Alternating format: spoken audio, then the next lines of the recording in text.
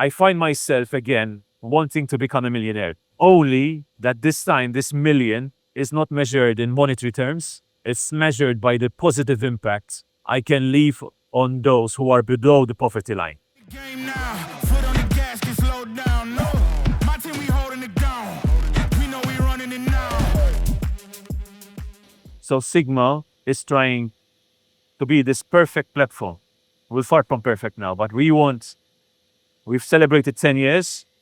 Our journey for the next 10 years is to become this perfect platform where the business community, regulators and governments, but also the players, and I can expand on this, can converge for the industry to grow sustainably.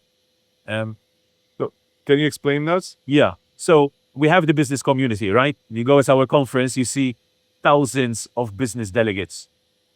We also bring ambassadors, government representatives, the regulators, not one, but multiple regulators, corporate service providers who are discussing with regulators the best way forward.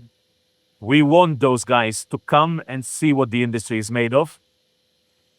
But we're also a platform where players can come for alternative dispute resolution. They can come for honest reviews of games and casino sites. So the Sigma portal has now honestly... This Sigma Play, right? Sigma Play, yeah. We have one website, sigma.world. Sigma.world has all the intel about the events, but has also all the intel where players can converge. And that's also adding another brick to your 360 strategy is that now you're getting more and more player traffic on your website. And look, for anyone who's into SEO, look at our site. Yeah, I've seen it. Look at any other site out there and you'll see the hits we're getting. It's incredible performance. Yeah. Now, on the business level, that means that in terms of ecosystem, Actually, we spoke about, because you're planning something on the same lines. we're getting there. Yeah. We're getting there. It's an idea you have for a long time, but you are, Food takes time to cook, and so is SEO. and you've executed before us, but we're getting there. But what you did actually is you brought the affiliates to get the operators to get the B2Bs, and now you're bringing the players. So by bringing the players, can you explain us? Correct. Look, I'll put it in simple terms. You know, I have an amazing sales team. This sales team goes to operators and says, listen, dear Bet365, would you like to take a stand at our show? And usually the feedback is, it's too much hassle. Leave me alone. We have enough affiliates. By having this database of strong traffic, we can now go to the same Bet365s of this world and say, listen, can we send you some traffic? But we would like you to take a stand. Our pitch is much stronger, of course, now, you know? And not only the operators, game providers, they also want the streamers to stream their games, obviously. So we see value in having good traffic, not only with the operator, but also with the game providers, because they want us to rig their games. Yeah. There's 80 games coming out every week. Yeah. The market is rampant with new content. So it's a very competitive space, and it gives us the chance to work more closely with the industry. So it's like a vortex. Completely. And it's a slow process. We've been at it for 2 years, and we're only now starting to see bearing the fruits of our hard labor. But for this, we have a team of 50 people based in Serbia. Okay. And that's our core office that handles all the SEO. Yeah. All right. There is another topic I would like to touch. When we go to Sigma Awards, at the end of each Sigma Awards ceremony, we have the auctions. Okay. We've seen some very generous donors. Alea will part of them, but not that for one of them. Yeah. Not like some others that are really giving away a lot. I don't have the name of this bold gentleman from the Payment Solution. What's the name of the company? Payment executive. Oh, he did payment. Something like that. Fries is his last name, and My liquidity is something like that. yeah. Apologies, it took me a while to come to it. Yeah. Peanut also FinUp, Focus Gaming is one that deserves particular mention. I mean, this is a media company, you know, this not the $1 billion business, and his heart is so in it that he's always there. Francesco, he's always there. So yeah, true, completely. Yeah. I see what we talked about. So we see these companies, these people, buying paintings or sculptures, and for the Silva Foundation. Yeah. I really find that beautiful, and I would like you to explain us what you're doing with the Silva Foundation. Yeah. It's something I started during COVID when I had a little bit more time on my hands. And the Sigma Foundation is basically there to give back. You know, Alex, you and I are blessed to be in an industry that is so successful, so wealthy, you know, and you don't have to worry where your next meal is coming from. Exactly. You know, so do I, and so many of our peers, multimillionaires, billionaires from the industry who are hyper successful. So we're sitting on this platform surrounded by these rock stars, and it was the perfect opportunity for us to create something where we can collect proceeds, resonate with a message, and build projects, not necessarily in places where we have an interest, you know? I could easily use the funds to build a project in Manila or in Malta or in Dubai where we have a show. But no, we set up a foundation that is completely autonomous from us. It's run by a team of highly dedicated people whom we cover their salaries, but it's a completely autonomous organization. They decide which projects to support. In fact, the projects we've been helping are far from the proximity of our conferences. So there's no influence politically or whatsoever. We have a project in Colombia, a project in Peru, a project in Ethiopia. Recently, we inaugurated a school to empower women in a number of neighboring villages. So we raise funds by doing this auction at the end of every awards night. We have 7 awards night. At the end, we we auction 6 pieces. And the response from our friends in the industry has been overwhelming. You know, maybe we're not auctioning Monets or Da Vinci's, but still, the amount of money poured in for these paintings helps us to build not only one project per year, but 4 or 5 projects per year. Fantastic. And I remember having a conversation with you in Sofia, where you explained me how it was important for you. The project we were discussing about was a school, and you were talking about education and kids. Can you explain that, please? The one in Ethiopia? Yeah. So this year we built a school to empower women in neighboring villages. Alea has one of the 4 classes we built, a class for embroidery, knitting, cooking, and computer classes.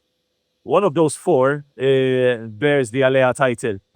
So one day I'd love you to come with me when we inaugurate the next project so you can see the Alea class. Definitely. Thank you. Trust me, it's touching. It's all you told me that. Yeah. It's the best spa for the soul. I promise you that. Yeah. But yeah, the year before we built a school for 1,000 kids who now don't have to walk 3 hours to go to school, to the next school.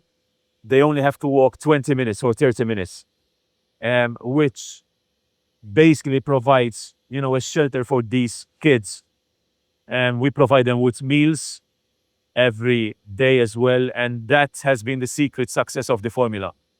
Maslow, the hierarchy of needs. Exactly. Give them food and basic needs, and then they can focus on education. Exactly. And The formula is extremely successful. We work with the Catholic diocese here, and the partnership has been amazing ever since. So what's the future of the Sigma Foundation? What are the plans? You know, the more projects. The Sigma Foundation is based in Malta, but I want to open its doors to the gaming industry more and more. So every time we go to inaugurate a project, or every time we do a fundraising expedition, I want more gaming people to understand it, because you can only realize the need out there by going, touching, seeing, and feeling what there is out there. You know, I was blessed to see some of the rock stars from the industry, someone from Spribe, Dennis from my own company, and another lady from Olen Diversity Project. They came with us to Ethiopia, and you could see them with tears gushing That's beautiful, man. from their eyes, you know. No other holiday, no other trip Yeah, will give you this roller coaster of emotions. yeah.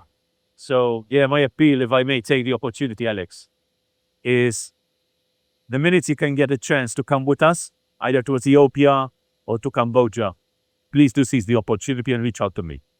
Fantastic. Yeah. And one other subject I would like to touch is Ikigai. Ikigai is your funds. There's several gem company inside.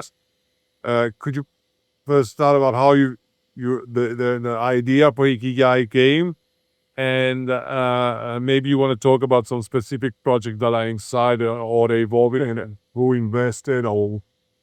With pleasure. So again, we're blessed to be surrounded by rock stars in this industry. And during COVID, when I was becoming redundant, I said, okay, I need a fallback, you know? And I need to be able to leverage this network for something more than a stand at a show.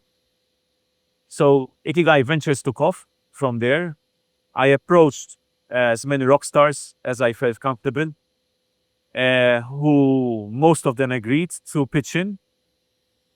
We use the Sigma group as hedging. So if this fund doesn't perform as well, these guys have the peace of mind, including yourself, if I'm not mistaken, Alec, have the peace of mind that the Sigma group will come in to make good for the investment. And together, this team of 20, 30 rock stars, we incubated a number of projects, and we also invested in a number of startups. So now it's been running for almost 3 years. Yeah. And we incubated 3 projects. Quantum Gaming, Wicked Games. The platform? Quantum, The platform? yeah. Wicked Games, Game Studio, Game Studio. and Wicked Live. So Game Studio and Live Games. Yeah. The live games. Yeah. Yeah. So the hope is for this project to grow in the next 6 years, when it's time for the fund to close and return the investment to all the LPs. So again, it's a way to create and continue creating this ecosystem vortex. Yeah. Where Sigma is in the middle. You know so many people, Yeah. and there's no reason why you wouldn't take that opportunity to invest and create these companies and push these companies and have the best talents coming to work within this company. Right? Correct. 2 things I'll say to that, you know. The fire I had in me for entrepreneurship, like I look back and I'm like, wow, there was some tough bumpy road, you know. So if I can look back and see other folks in their teens or in their 20s, and if I can spot the same fire that I had when I was their age, but I can help mentor them, which is something which I didn't have, that's something which fills me with joy, you know, to be able to mentor the few people that have the same fire. So that's one.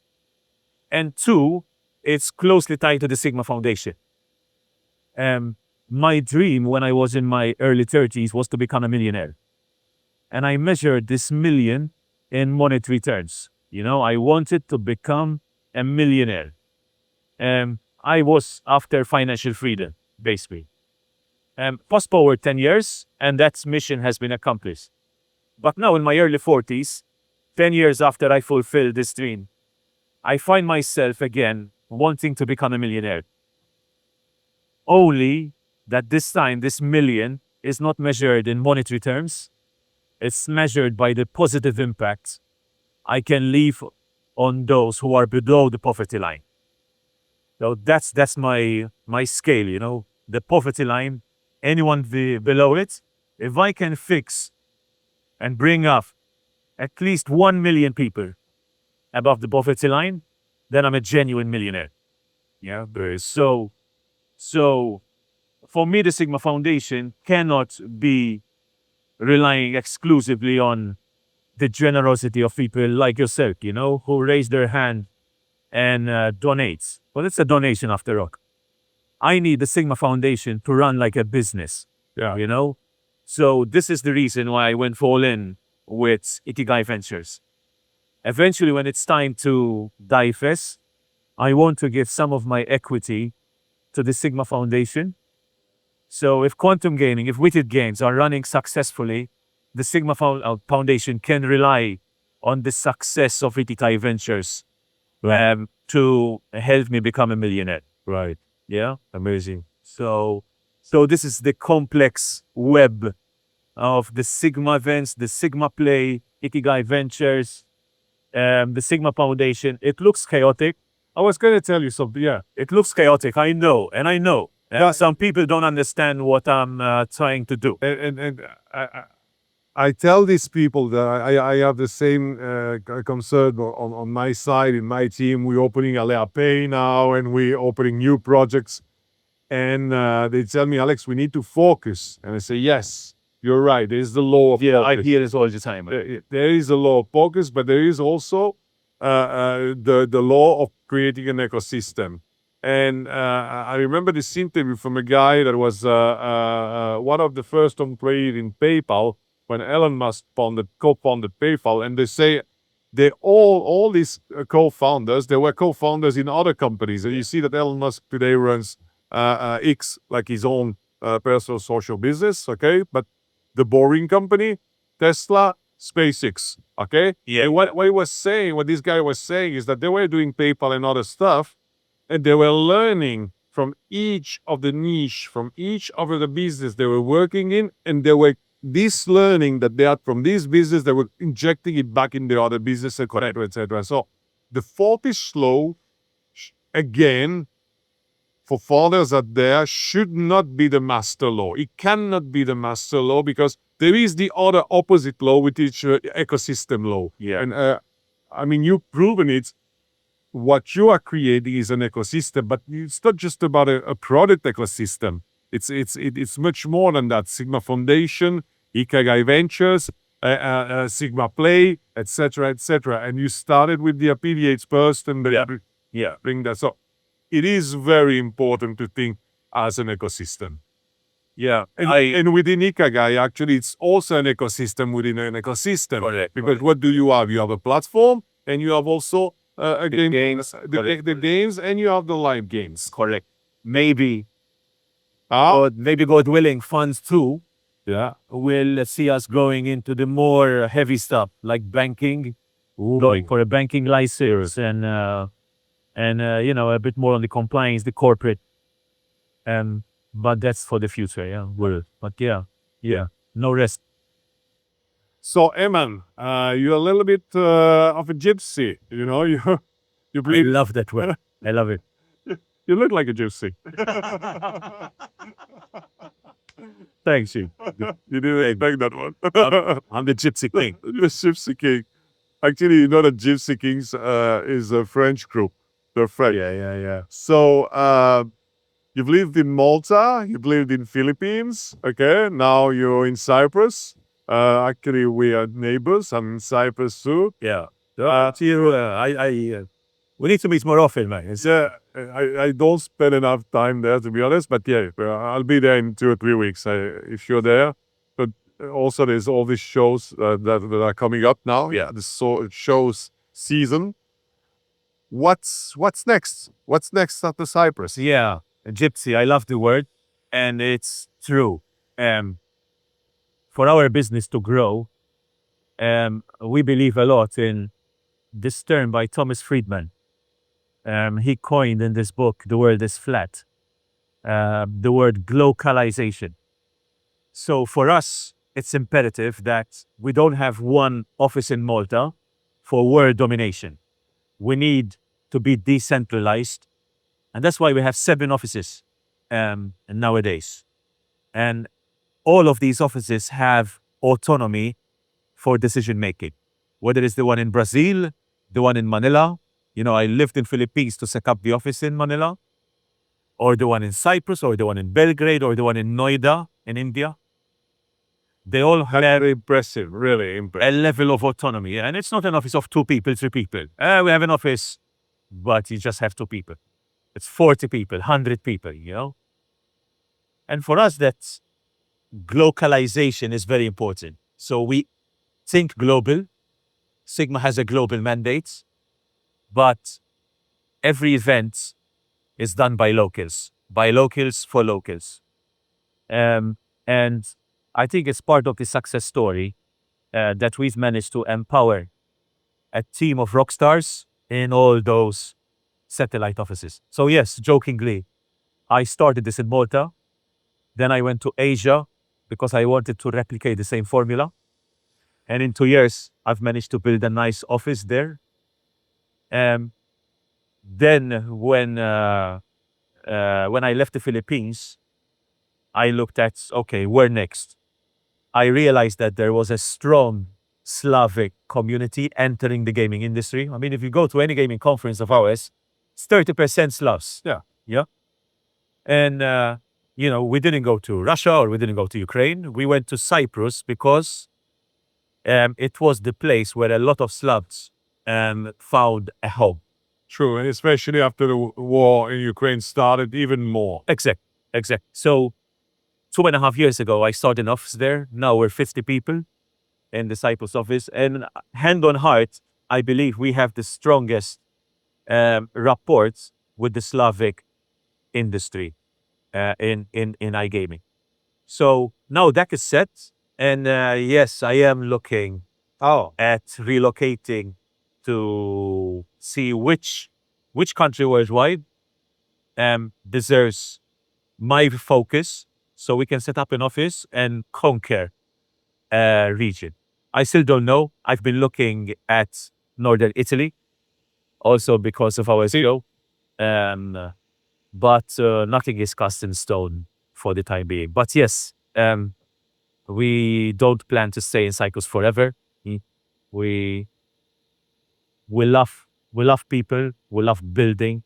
My wife is completely supportive of what I do, and she will follow me even to Afghanistan if I were to go there. Yeah, so I'm eternally grateful for being who she is. And yeah, whenever I will decide, you'll be the first one to know.